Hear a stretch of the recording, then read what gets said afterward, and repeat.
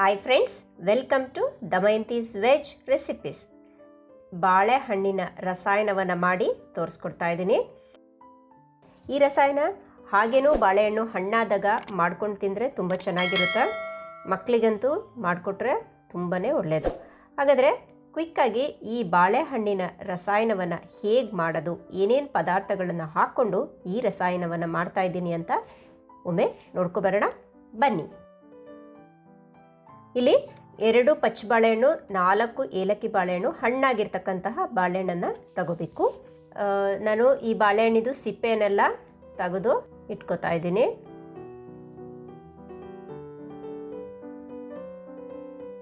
Okay, ಇದೀಗ ಎಲ್ಲ ಬಾಳೆಹಣ್ಣದು ಸಿಪ್ಪೆಯನ್ನು ತೆಗೆದು ಪಾತ್ರೆಗೆ ಹಾಕ್ಕೊಂಡಿದ್ದೀನಿ. ಇದು ಸಾಮಾನ್ಯವಾಗಿ ನೀವು ಬಾಳೆಹಣ್ಣು ಹಣ್ಣಾದಾಗ ಈ ರೀತಿಯಾಗಿ ಮಾಡ್ಕೊಳ್ಳಿ, ತುಂಬ ಚೆನ್ನಾಗಿರುತ್ತೆ.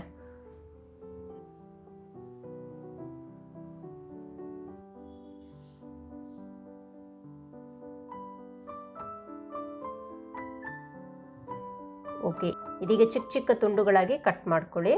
ಬಾಳೆಹಣ್ಣು ಚೆನ್ನಾಗಿ ಹಣ್ಣಾಗಿರೋದ್ರಿಂದ ಚಾಕುವಿನಿಂದ ಹೀಗೆ ಕಟ್ ಮಾಡ್ಕೋಬೋದು.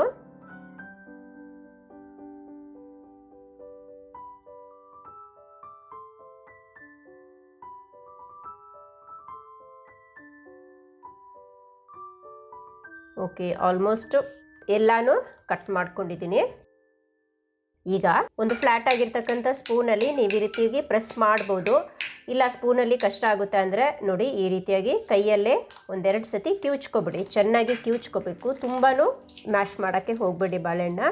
ಬಾಳೆಹಣ್ಣು ಹೋಳು ಹೋಳು ಇರಬೇಕು. ನೋಡಿ, ಈ ರೀತಿಯಾಗಿ ಸ್ವಲ್ಪ ಕಿವುಚ್ಕೊಂಡ್ರೆ ಸಾಕು. ಇದೀಗ ಆಲ್ಮೋಸ್ಟು ಪರ್ಫೆಕ್ಟ್ ಆಗಿದೆ. ಬಾಳೆಹಣ್ಣಿನ ರಸ ಬಿಡಬೇಕಲ್ವಾ, ಹಾಗಾಗಿ ಸ್ವಲ್ಪ ಜ್ಯೂಸಿ ಈಚೆ ಬರೋಕ್ಕೆ ಈ ರೀತಿಯಾಗಿ ಮಾಡಿರೋದು. ಇದೀಗ ಜೇನುತುಪ್ಪ ಹಾಕೋತಾ ಇದ್ದೀನಿ. ಜೇನುತುಪ್ಪ 2 ಟೇಬಲ್ ಸ್ಪೂನಷ್ಟು ಹಾಕೋಬೇಕು.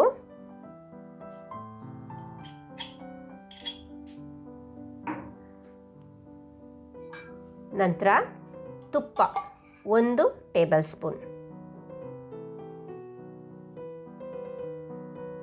ಮೊಸರು 1 ಟೇಬಲ್ ಸ್ಪೂನ್ ಹಾಕೋತಾ ಇದ್ದೀನಿ. ಹಾಲು ಕಾಯಿಸಿ ತಣ್ಣಗಾಗಿರುವ ಹಾಲನ್ನು ಹಾಕೋಬೇಕು. 3 ಟೇಬಲ್ ಸ್ಪೂನಷ್ಟು ಹಾಲನ್ನು ಹಾಕ್ಕೊಂಡಿದ್ದೀನಿ.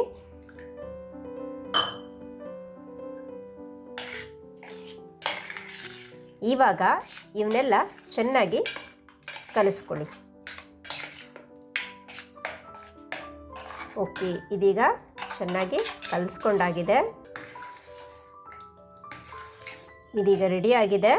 ಏಲಕ್ಕಿ ಆಪ್ಷನ್, ನಿಮಗೆ ಫ್ಲೇವರ್ ಬೇಕಂದರೆ ಹಾಕೋಬೋದು. ನೈವೇದ್ಯಕ್ಕೆ ಮಾಡೋಂಗಿದ್ರೆ ಏಲಕ್ಕಿನ ಸ್ಕಿಪ್ ಮಾಡ್ಕೊಳ್ಳಿ. ಇದು ಬಾಳೆಹಣ್ಣು ಹಣ್ಣಾದಾಗ ತಿನ್ನಬೇಕು ಅನಿಸಿದಾಗ ಈ ರೀತಿಯಾಗಿ ಮಾಡ್ಕೊಂಡು ತಿನ್ನಿ, ತುಂಬ ಚೆನ್ನಾಗಿರುತ್ತೆ. ಓಕೆ, ಈಗ ನೀವು ಸ್ವೀಟ್ ಬೇಕು ಅಂದರೆ ಬೆಲ್ಲನೂ ಹಾಕೋಬೋದು. ಇವೆರಡು ಆಪ್ಷನ್, ಏಲಕ್ಕಿ ಮತ್ತು ಬೆಲ್ಲ 2 ಆಪ್ಷನ್ ನಿಮಗೆ.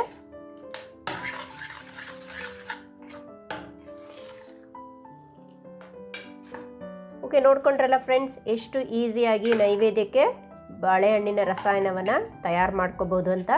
ಮತ್ತೊಂದು ಸತಿ ಹೇಳ್ತಾ ಇದ್ದೀನಿ, ಬಾಳೆಹಣ್ಣಿನ ರಸಾಯನ ಮಾಡಬೇಕಾದ್ರೆ 2 ಟೇಬಲ್ ಸ್ಪೂನಷ್ಟು ಜೇನುತುಪ್ಪ, 1 ಟೇಬಲ್ ಸ್ಪೂನಷ್ಟು ತುಪ್ಪ, 1 ಟೇಬಲ್ ಸ್ಪೂನ್ ಮೊಸರು, 3 ಟೇಬಲ್ ಸ್ಪೂನ್ ಹಾಲು, ಇವಿಷ್ಟನ್ನು ಹಾಕ್ಕೊಂಡು ಚೆನ್ನಾಗಿ ಕಲಿಸ್ಕೊಂಡು ನೈವೇದ್ಯಕ್ಕೆ ಇಡಿ. ಟೇಸ್ಟ್ ಬೇಕು ಅಂದರೆ ನೀವು ಒಂದು ಸ್ವಲ್ಪ ಏಲಕ್ಕಿ ಪುಡಿ ಹಾಕ್ಕೋಬೋದು, ಹಾಗೂ ಬೆಲ್ಲ ಪುಡಿ ಹಾಕ್ಕೊಂಡು ಕಲಿಸ್ಕೊಂಡು ಮನೆಯಲ್ಲಿ ಎಲ್ಲರಿಗೂ ಕೊಡಿ. ತುಂಬ ಚೆನ್ನಾಗಿರುತ್ತೆ. ಹೆಲ್ದಿಯಾಗಿರ್ತಕ್ಕಂತಹ ಬಾಳೆಹಣ್ಣಿನ ರಸಾಯನ ನೋಡ್ಕೊಂಡ್ರಲ್ಲ ಫ್ರೆಂಡ್ಸ್, ಹೇಗೆ ಮಾಡೋದು ಅಂತ. ನೀವು ಕೂಡ ಖಂಡಿತವಾಗ್ಲೂ ಮನೆಯಲ್ಲಿ ಟ್ರೈ ಮಾಡಿ.